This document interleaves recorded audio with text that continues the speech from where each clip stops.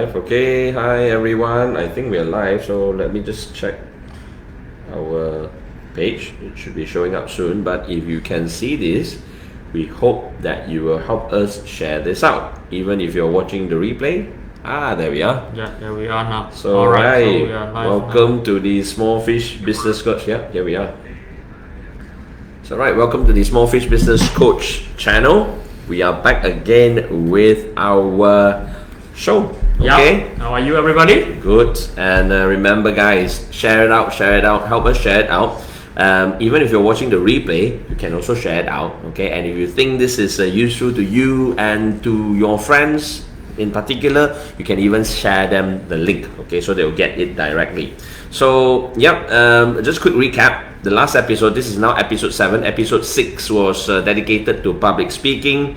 Basically, we talked about how to hook your audience in 30 seconds, how to tell a story effectively, how to boost your own confidence, and of course, the do's and don'ts during a presentation. So, as always, I'm Nick, and I'm with Small Fish Business Coach. Hi, I'm LeikHong. Hi, everybody. Okay, and today's topic, very interesting, because Coach actually posted it on the Small Fish page, is that, do you guys know that the top 1% of companies, they have one thing in common, like companies such as Apple, Amazon, Alibaba, everyone knows Alibaba, AirAsia, and even your favorite coffee lah, Starbucks. Okay, apart from having great leaders in the company, these companies also have great core values and company culture. Yes, this is what we're going to discuss today. It's about how do you build a great company culture with a set of great core values. Correct.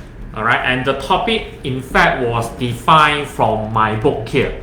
Actually, I wrote a book about brand experience. So in this book, I wrote about why your company need to come up with a great culture. Correct. So in today's discussion, we basically take out some of the content from this book. So if you're interested in this book, just PM us. We will just purchase. You can purchase the book and we can send it to you. Correct. So you will actually, with that book, Mastering Brand Experience, you would think it's all about brands. Actually, no.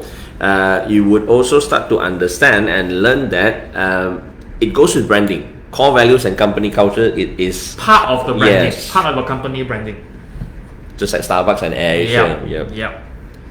Alright, so let's start with the topic of why company need to have good culture. Correct. Alright, so have any one of you who work inside a company that you consider the company have toxic culture?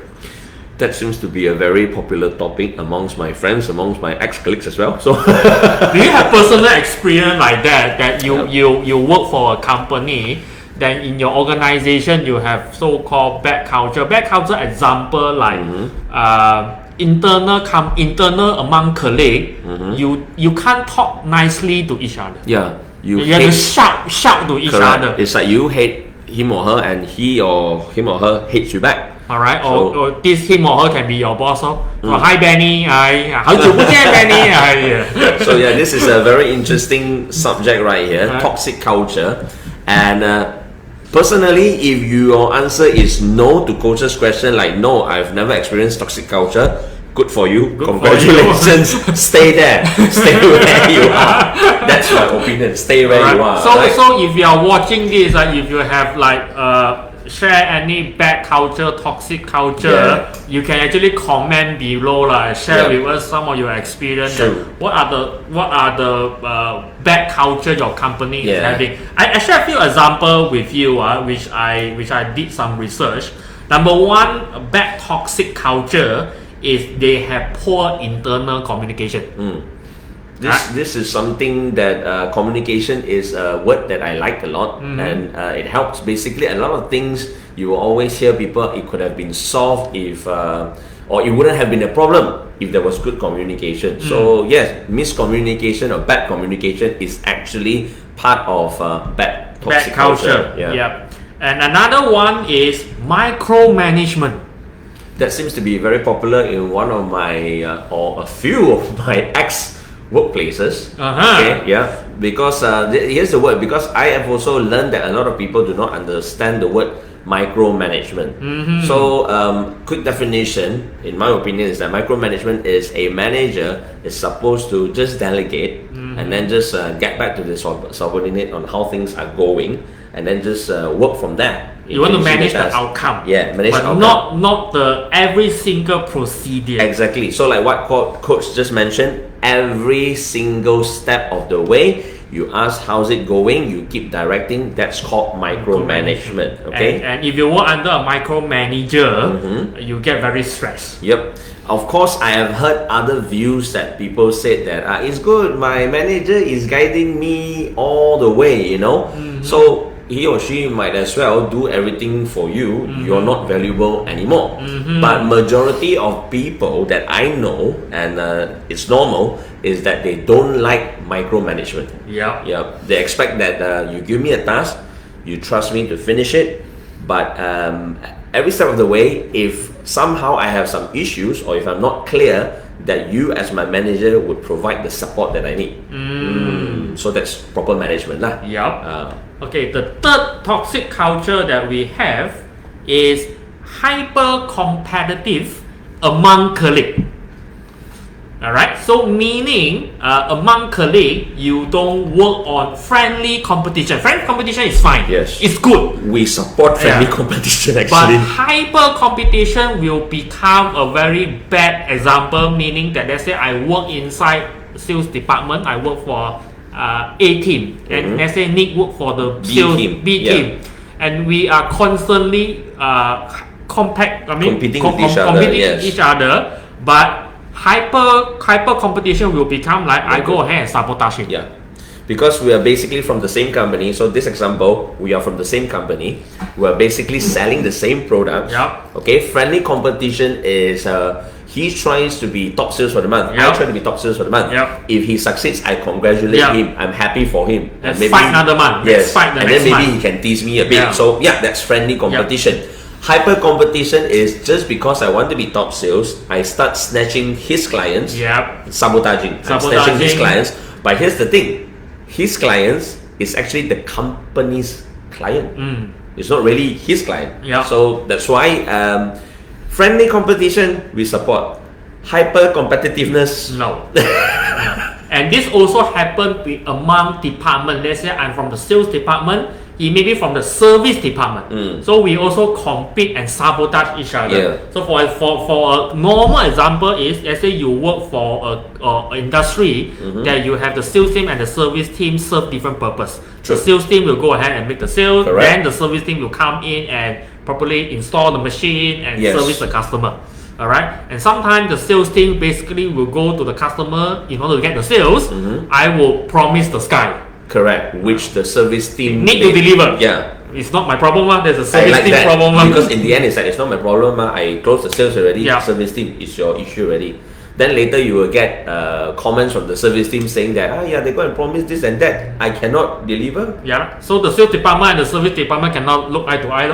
And then they will actually forever cannot look eye to eye because it has become a culture. A bad culture. Alright. Another one is you have leaders inside the company who have bad habits. Example habits are like coming late to work. Coming to work late. And second, which I don't like the most, is miss deadline. Correct. People who always miss deadline is you're going to cultivate a bad working environment. Correct. Because deadline seems to be not important, and no one respects deadlines. Because again, the more important thing also I want to stress is that coach mentioned the word leader, bad habits of leader. You must understand, because you are a leader, people look up to you. Okay, so like small examples like he mentioned is actually a big deal, like coming to work late, because your so-called team who is following you would think that if he can be late, I can be late as well. So everybody get late, sir? Deadline also, at first your team feels that we must meet the deadline, but you as a leader feel that it's okay lah, 2 days late, 1 day late, 3 days late.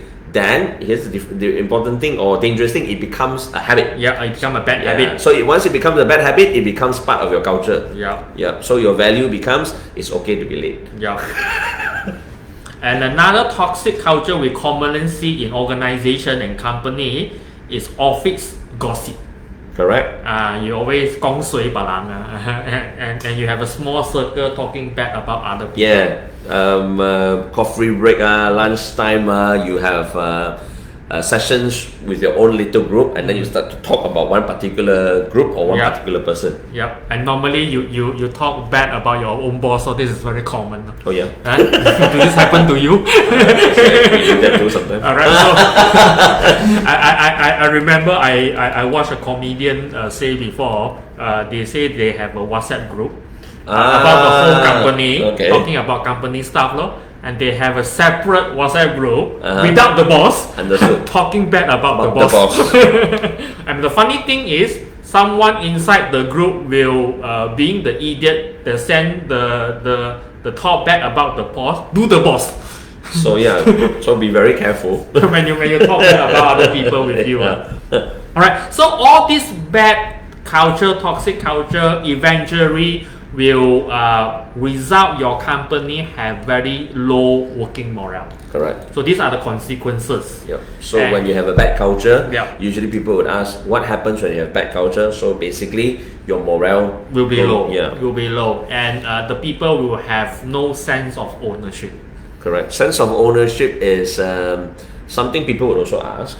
Like, I thought I'm working only, but why should I have a sense of ownership? And common thing is like, this is not my problem, not this is his problem, not that department handle, why it's not my problem. So meaning that you don't have very high sense of ownership. Correct. So that's a simple way that Coach explained. It's easier to understand like this. It's like when you start asking yourself, what do you mean by sense of ownership? I'm only here to work. Then that question alone, it means a lot. It just means that I don't care. I don't care. I don't care about the rest. I do what I need to do, and then that's it. So you don't really feel like you belong to the company, or you don't really feel like you should be pushing more for the company. And therefore, the company will have poor productivity, and your growth will be limited. Yes, it is all connected. So as you all can see, why values are important. It becomes culture. And then if you don't even take a look at your values and your culture, ultimately, does it affect anything? Yes, it does. Yes. Alright. So why do this happen? So how do you build a company that has value, and why those the company that Nick mentioned, like Alibaba, Apple, Facebook, Starbucks, all these companies can grow until so big, so huge, and their employees are happily working there. Alright, so number one, this company must have a healthy working culture. 我们叫企业文化, so which is very very important. And your 企业文化, your company culture must build from a set of core values. Exactly. 核心价值. So these are very very important. Because when you have a group of people who have a shared common value, people will not work on their own terms. Correct. Alright, because if me and he working together and we don't share a set of common values that we want the company to be good and doing better, I basically will do things based on my way. Yes. And he will do his my way. Yeah, because I feel that what I'm doing is the best, whereas he does it in his way that he feels is the best. Yeah. And if there's a two-person company, it's still okay lah. But if you work inside a company which is like 20 or 200 people and 200 different ways, you have no ways. Yeah. And basically you have no ways. There's too many ways, so you have no ways. Yes. And in the end, it will become like we do whatever the boss want. Yeah. Alright. And if the boss say something stupid, I will say, who care about? I'll just do it. I will just do it. Who care about being stupid? That's right. So it's best that if you're starting your new company or you're gonna start all over again, it's good to be clear about your values that everyone should share, and also make it into a culture. Because and particularly during this time. Yeah. Actually, true. During this difficult, challenging moment, the company need to do this properly. Yes, because I'm starting to see that people say the true colors come out already. So maybe you used to value certain things, now you don't value it anymore. And now maybe yes, I understand that we all need to survive, but some, because they want to take care of themselves only, they start sabotaging the other colleagues. Yep. Okay, it's happening also, all right, and hyper competitiveness begins. And then some, because due to certain changes in the company, let's say remuneration scheme, the staff feels that I can be late, I don't have to do so much anymore. Yeah, I can work from home, I can chincai work. Yeah, so the culture during this difficult time, like Coach said, basically just means that it changes. Alright. Not for the better lah. Yeah. But you have a company who have a culture, meaning that you have to standardize a set of value. Correct. That everybody agree and willing to work together. Correct. So this is important. When you have a good core value and culture, number one, you will attract better talents. True. Alright? People, especially young people would like to join company which is fun. Yes. And we have a common purpose which we can work together, not to come in and cannot see each other eye to eye. That's very bad. Number two, you will able to retain talent. Correct. Alright, good people will want to stay working with other good people. Yes. Alright, so number two, you retain talents. And number three, and with all good talent working together, you will able to improve productivity. Correct. Again, and lastly, make more money and survive through this pandemic. Correct. So you see, just now we talked about bad culture, toxic culture. It leads to bad productivity, bad results. Yep. But here's a coach talking about what if you have good culture, what if you manage the culture of from the values properly, common shared values. Yep. It will translate to good results, Yep. good productivity, survival lah. Yep. And not only survival, you're able to thrive after this pandemic. Yeah. In fact, when it starts picking up again, you're ready, ma. You're Because ready. You already have. And you have the talent. Yeah. Working together with Correct. you. Because some of the examples, like I like Coach who told me, like Apple, Amazon, Alibaba, they have good culture. That's why you will always hear things like people lining up to join their company anytime. They can't wait to wait for people to quit. And you have new vacancy for me to join. Yes, like everyone, if you go to the US, everyone like in the I would say IT industry, they'll be like, oh, I would love to work for Google, I would love to work for Apple, simply because they've got a great culture over there. And when you have the really good culture, word spreads, people would know. It's your own word of mouth advertising about, how you treat your employees and how the people there feel when working for this company. Yeah. And then like Coach said, retention. So because they entered the company with good culture, they feel happy working there. So it's not even about the money anymore. Yep. They enjoy going to work versus every day waking up and saying, I don't feel like going today, I want to use MC. Very common. How did you judge a company who have a poor culture? Is the employee want to take MC? True. Right? So you go buy MC. In Malaysia, we can buy MC as you know. Bosses, HR managers, you may want to look at that. It's a good way to gauge. It's like sometimes maybe you have questions that, is there a way to analyze or to know whether my culture is good or not? Well, you find out whether your staff or your employees are happy coming to work. Yep. Okay, and how do you check that? You check the number of sick leaves, absentees, and all that, right? And if you start seeing a trend, analyze the trend. I always say analyze the trend. If you start seeing a trend where people start to go away, stay home, not coming to work for various reasons, you may have a culture problem that you have to look into. If you have 1-2 person doing like that, maybe that 1-2 person got problem, Correct. Right? But if you have a few people or more people doing like this, there's something wrong with your culture. That's why you absolutely need to analyze trends. I always tell people analyze trends. It's the same thing for HR as well, right?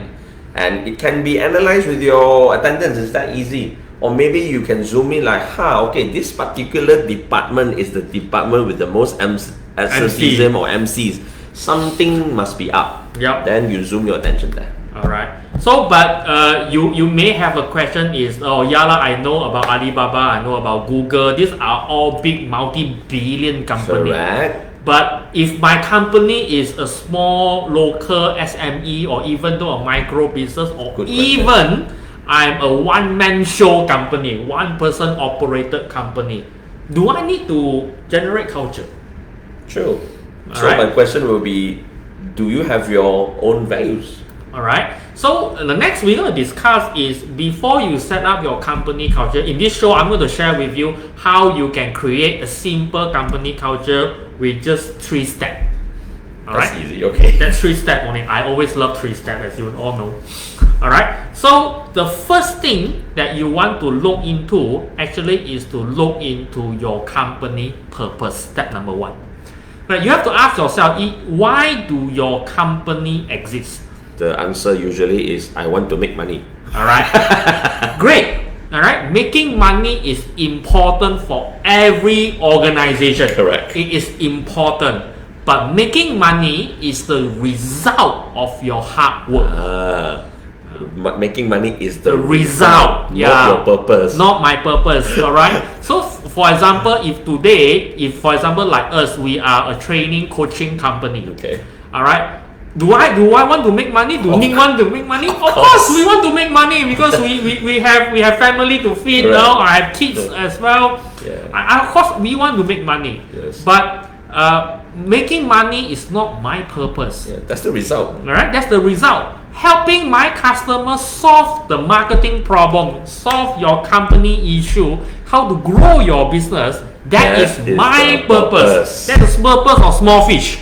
So that's why, okay, this is the purpose of small fish, but you have your own purpose as well for your company. So the simple exercise at this point that we want you to do is to sit down and actually ask yourself, what is the purpose of my company? Yes. Or what is the purpose of the company that I want to set up? Yes. Yes. And that also your purpose can also equal to your mission statement. So you see, you kill 2 birds with 1 stone. Because once you know your purpose, it can also be used to form your mission statement. Alright, your mission is the reason what this company help the customer solve. What problem do you help customers solve? Actually, I like that. That's easy way because I'm getting a lot of different definitions about mission purpose or mission statement, or to the extent that some ask me, because I'm doing copywriting also, people would ask, can you come up with a mission statement for me? Usually I'm like, mission statement? I don't own the company, you own the company. So it's like, you need to tell me what is your mission, like what you want to achieve in terms of for the customers. But coach just made it so simple. It's like, why do you exist? What's your purpose? What's your purpose? And how you help your customer solve their problem, make your customer life better. So once you think of that, that can be translated into your mission statement. Yes. So you have a mission statement that really means something, not for the sake of having a mission statement just to hang on the wall. Alright, this is very common, when you visit to company. I've done that for a few. Alright, and you go into the company lobby, they have their vision, mission, culture statement, right? And if you just go ahead to any inside the company and pick one person now. Do you know what your company vision and mission statement is? They won't remember. I can tell you 95% people don't know. Correct. Even the boss don't remember. Correct. Because it's not something that you go into their heart. It's just for ISO purpose or for display purpose. Display purpose, or because your anniversary is coming up. The teacher, they think it's a tagline. But it's more than that. It's more than that. It should define your purpose, why you should do something. But it makes sense because in terms of communication, what we always tell people is that once you can internalize the message, it'll be easier to remember. So once you have your purpose of your company and then you make that into your mission statement, your staff would actually remember it easier because they know that, I'm here in this company and this is what we do. What we help our customer to do. Correct. It's just, for example, it's just like Starbucks. No? Starbucks objective is not to make more delicious coffee, or it's not to make more store, to create more store, but is to provide the third place to the customer. Exactly. The third place meaning, apart from your home, your work, Starbucks. This is where you want to come. This is where you want to come and gather and spend your time with your friends, your families, and whoever that spend quality time with. That is where you want to go to Starbucks. Correct. So Starbucks mission actually is want to create the third place for their customer. But because of that simple purpose, it becomes a mission statement. The Starbucks baristas and staff, they understand that. Because it's a purpose. So they make their store the best store they can. Alright. So number one thing is to define your purpose. why you exist, number one. Correct.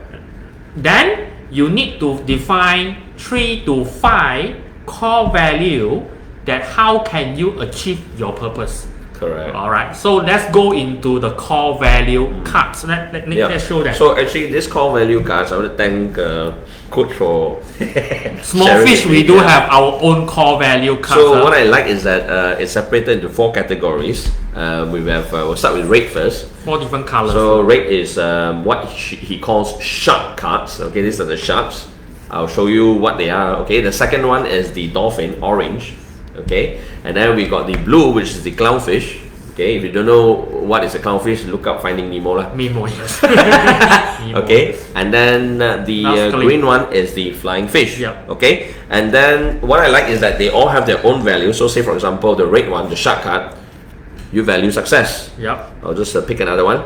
You are aggressive. Yep. So some may say, yeah, aggressive. It is actually a value. Yep. And a lot of people look at this as a very important value that they must have as a businessman. So we'll see. And then let's go to the orange one, the dolphin. Okay, open-mindedness. Okay, open-mindedness. Okay, all right. And then I say creativity. Okay, so these are from the dolphin category. And then the blue one, what do I have here? Friendly. Okay, happiness. So yeah, it's very aptly named, the clownfish cards. Okay, now we have the flying fish. See, gratitude.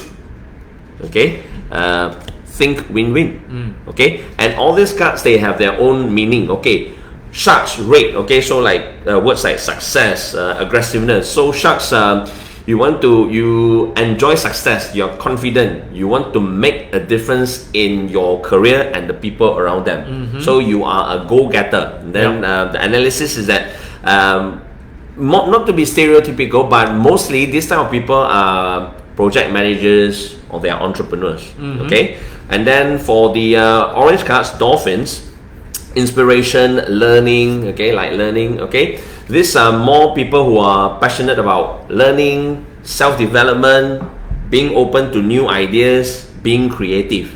Okay, and then suitable in this category, marketing people, creative people. Okay, or even people in training. And then of course we have people in the blue category, clownfish. Okay, who values love, freedom, balance of life. Okay, but yeah, these are good values to some. That's why you see, I like these categories that to some are these even values, and to other people is I know these are actually my values that I really cherish. You see, so for the clownfish, it's like they are more into hospitality, entertainment, customer service, family value. Yes, so these are more like family oriented kind of people. Okay, and of course when you come to the flying fish, the green one. Okay, the green one. They value teamwork, good communication. They like building a good relationship, so they are suitable for public relations, personal care, and financial planning. Because as you know, financial planning, I know a lot of friends in the financial planning circles, they actually work in the team quite a lot, day in and day out. So basically, how this was played is that I have 3 boxes. The one is I'm very sure these are the values to me that I hold important. Let me just simplify the thing is, in this value card there is total of 52 cards. Correct, there are 52 cards. Okay, so why I design this value card when I do my team building training or communication section training. So these are normally the game tools that I use during the training. So why I do this? Because when you type about core value on Google, you easily can find near to 500 different types of values. Yes, we just discussed about that. I was like, yeah. and seriously, and if today, if I want you to sit down and I ask you to write down what are the values that are important to you. Correct. And basically, you will start to think of many values, and you also get confused. Yeah. So sometimes this kind of exercise, I've also seen people when you ask them to write down the value, they only write down like 2 or 3 because they can't think of anything else. They can't think of anything else, or they are confused which are more important. Yes. Because you can see all of this value in somehow are important to you. Correct. Alright, so if you go and Google, you easily go and find 500 different type of value. Yes. So I would just like to make my client life better when we do the training and the coaching. I had fun playing this as well. I'll share with you how I played this. Alright, so the whole idea was I just streamline the whole 500 value into 52 value. Yep. It's just like a deck of cards, 52 cards here. 52 cards, yeah. So what you do here is you can go through all the value while you play, and you only pick the value who you think are important to you. Correct. Which you think are important to you. So there are 3 categories. The first box is that you think this is definitely important. Yep. So you drop it in there. Yep. The center box would be this I'm not so sure yet. Yep. Never mind. The third box is I'm sure this one is not important to me. Not me. Not me. Definitely not me. So I'll put it aside. I'll put it aside. So at the end of the first round, you will have basically 3 stacks. Yep. So the one that is definitely not me, you can put it aside. You don't have to look It's at it not anymore. you already. Yeah. So you have only 2 stacks left. One is I'm sure these are my values. Yep. This is so me. Yep. And then now it's time for you to revisit that I'm not so sure whether Yep. this is me or not. Then you have to make a decision. Whether you want or you don't want Yes. this value. You have to clear the cards. Yep. Right. So in the end of the day, you probably found that you may have a stack out of 52. Yep. You may find 40 values are important to you. But here's the thing. You need to be honest to yourself. I like that before I played this, coach actually advised me, you have to be honest to yourself. You cannot go and say all these values very important to Yep. me. So you can see, most people when we play for round 1, most people will have a lot of value which are important to them. Agree. Right? So out of 40 value, you want to include 40 value into your company? There's too many, right? You can't. Alright, so what I would suggest next is out of the 40, pick 10 really important. Correct.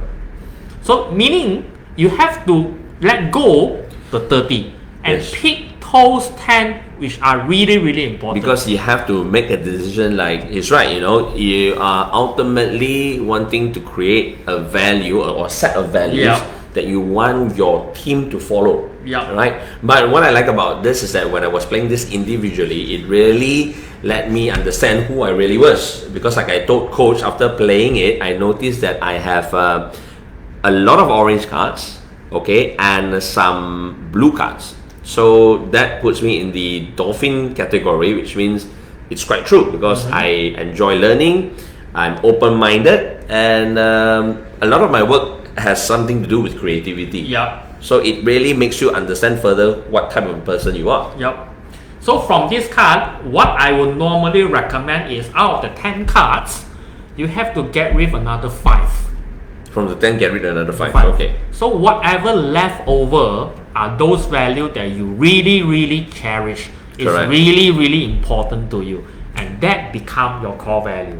Correct. Alright. So normally the step number 2 is if you work with me, I will advise you what are the top 3, maximum 5, the value of your organization. Wow, so from 10, we go down to 5. From 5, we go Go down down to 3. Whew.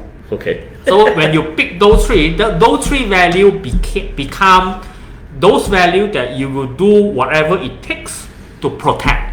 I get it. That is I the get it. value. Because you've come down to the out of 52, you Yeah. come down to the final 3, 3. which means those 3 are so important to you. You will do whatever you can to make it protect. work or to protect it. To protect it. You will not give away because of money, because of power, Correct. or because of corruption. Yes, because these are your core already. Yeah, 3 of this them. become your So core. that's why you're not supposed to have like 10 or 20 of them. Because if you have too many, you will be You can't also focus, confused. yes. You can't focus. True. And for example, for me, small fish, business coach, the top 3 core value that I cherish the most, number 1 is proactive. Alright? If you work with us, number 1, you have to be really, really proactive. Correct. You have to take the initial step to do things. Yes. Not to be told what to do. Initiative, yes. Alright? Number 1. Number 2, when we work with our client, we always have empathy. Yes, because working with coach, he likes to use this word quite a lot, which is empathy. Yep. Chinese 同理心. 同理心， Yes. 对了。Alright, so we need to work with custom because we need to think and have the point of view from Correct. our customer, not because I want to make money from you. It's Yep. really I want to help you grow. That's why coach will always take time to understand what's going on with you as a company. Yep. Before coming up with the plan. Before we come up with the plan. Yeah. And the third value for small fish is we want to be inspiring. True. That's why we have this program. That's why we are doing all this free show. In somehow to help you get better, to inspire you. Correct. So that is my top 3 core values. Correct. So I have to come up with my own 3 also, because the first time I played this, I ended up with a huge stack. then you can play again later. Yeah. So because now at least, because the first time I played it, I wanted to identify whether I was a shark, dolphin, clownfish or flying fish. So now I know more of my values are from the dolphin side. So from there, I will then narrow it down to say 10, 5, and then like coach said 3. Yeah. So yeah, it's a good exercise, and this will definitely help. Yeah. This will better. Even though without the cards, you can also try to write it down, but as I say, it will be hard for you to define your top 3. Exactly. So if coach didn't share these cards with me, I would have sat there, write down about maybe I would say best 10 values, and then I would give up because I've run out of ideas. Yeah. You know. So with this, it's a game. So at least you have a choice, and then you actually get to go through all the values. Yep, you get through and you decide, is this important for you? Correct. Alright, so this is the second step. The first step is to define your purpose. Correct. The second step is to define what is the top 3 core value that which are important to you. Correct. And the last step is what action you want to take to make this value something you can do, something which is actionable. Yes. Alright. So the third step is action. Alright. So because everything have to boil down to action, Correct. otherwise you talk only, no action, right? Nato. Right. So just take small fish as an example. Alright. My top 3 action is number 1, we listen to our customer. True. Alright. Yep. Number 2, we deliver result. Correct. Alright. And number 3, as a coach, we have to continuous learning. Correct. So these are the top 3 things in what I need to do every day. Correct. In order for me to fulfill my core values. True. Alright, so this become a habit. Yes. If you work with small fish. Correct. Alright. So, those are Same good thing. habits, yeah. So same thing, when you define your top 3 core value, you have to put this value into a proper action. Correct. And you need to get everybody inside your organization to practice these 3 actions. Yes. To be with you with this. And if you do this enough, and you have a group of people do this together and do this daily, it slowly become a culture. That's where you start with your values before you actually make it into a culture. Yeah. So I would make say it a proper that, culture. Yeah. So because if you can't even identify your core values, in a way you keep changing values, or each of your team members have their own values. Yeah. So you keep running around in circles. So you end up with nothing solid, right? So if you have good values, you've identified it, you narrow it down, everyone understands these values, everyone works towards these values, then it becomes a habit. So because of habit, it becomes a culture. And you have a lot of people doing, because you see, when one people practice good value, it's a good habit. Yes, it's just a habit. It's a good habit for one person. But if you have a group of people practicing those good habits together in the same environment, it becomes a culture. So that's why. 文化是这样子来的。 Correct. That's how culture is formed. Correct. Because you always hear things like, oh, company A, there are people, good culture lah. There are people, I tell you, they always complete their work 7 days before the deadline. So that becomes their culture. Who knows? Maybe if you talk to them, you'll find out that they value finishing ahead of time. That's their value. So that's why they keep doing that, and then everyone's doing it. So that becomes a culture that other people also talk about. Yeah. So like if you have a company that says that their value is risk taking, okay, maybe they're in the financial investment sector, right? So for these certain companies, their success is because they dare to take risk, calculated risk. So you have people talking like, oh, that team is a great team because they always take risks. When nobody dares to go into the market, they enter the market, and that's why they're successful. So it's not because the boss does it alone, it's because the whole team does the same thing. So as an organization, this is what we try to emphasize, that as a company, you need to work on your purpose. Correct. Define your set of value and have a set of action item. Correct. So because the action item I would want to stress also is very important, because a lot of the meetings or workshops that I go to, after the meetings and workshops, people tend to stop at the I've came up with the values, and then that's it. No action plan. Then full stop there. And go back to work Monday the same. Yeah, I still hate you. I still hate you. I still hate you. Or one improvement they type it out in a nice piece of poster. Then After a while, forgot. yeah, then we'll be like, how are we achieving this? I don't know. Yep. Yeah. So action plan is actually very important, as you can see. And then empathy, 同理心. You like what Coach said for small fish is that we try to understand what the client wants, or what the client is feeling, or what he thinks he should be doing before we actually come up with an action plan. All right. For example, let's talk about the value of service industry. Let's say you run a cafe, you run a restaurant, or any service industry, you run a hair salon or whatever thing. So I think one of the very important value is customer focus. Yes. Right? We want to serve the customer, and we want to have win-win or whatever. A lot of the service industry, they would put that on top of the list, correct? All right. And so what is the action that you can implement for this? I always have a very simple suggestion. Okay. All right. One of the action you should have, or everybody inside the company should have, is a smiling face. Simple. Simple, right? You smile to your customer, you smile to your colleague, Simple. you smile to everybody. Yep. So, Alright? You don't come to work like bin chao chao. yeah, company owe me a few million kind of face. Or maybe you owe some people a few million. That kind of a face, yeah. But which is true, if you, as simple as action don't need to be complicated. Sure. You can be, you just need to have one of the action is come to work with a smiling face. I like that. It can be as simple as that. Can be as simple as that. Alright. And can they achieve this? I'm sure they can. Everybody can. Yeah, so it's an achievable value. Yep. And achievable action plan. Yep. So, yeah. Then it becomes a habit. Yep. And then it becomes a culture. Yep. Yeah, whoever joins your company with them, why is everybody smiling? Because it's part of your culture. It's part of the culture. If you want to work here, you have to wear a smile. Correct. So do you fit in? So if you feel that, I can do that, I like to smile. So you will feel that I'm happy working here now because this is the value that I actually feel comfortable with. And I can do this too. Yep. So simple thing, friendliness by smiling. I like that tip. It doesn't have to be complicated. Don't have to. It could be so simple, like smiling face, like caring about customer. Sure. You truly care about your customer. That's the thing, because people seem to think that, I care about my customer, ma. No, we just say that we care about the customers. It's what you do that the customers feel that you are caring about. You seriously care about them. So these are important things that, but before you can do this action, you must first define your value. Correct. Right? So are these things important to you? Correct. And what action you need to complement this?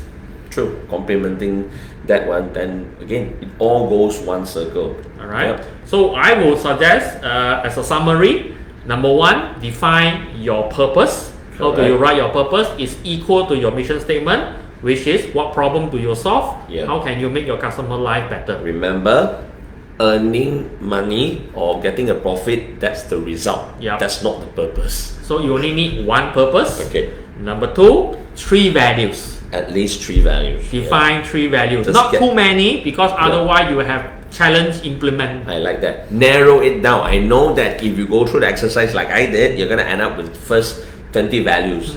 Then you cut down, you still have about 15. But you gotta bring yourself to put things away and then just focus on final 3. Top 3. Yep. And then from the top 3 value, you define 3 action items. Correct. Because part 3 of the things that you need to do. True. Because part of the game of this, the instruction for this is that Coach mentioned that after you're done with the game, you can actually formulate plans for the next 90 days, which is actually this. Yep. Alright. So if you like to learn more about value, very simple. You can just buy this book from me, then I will autograph and send it to you wherever you are.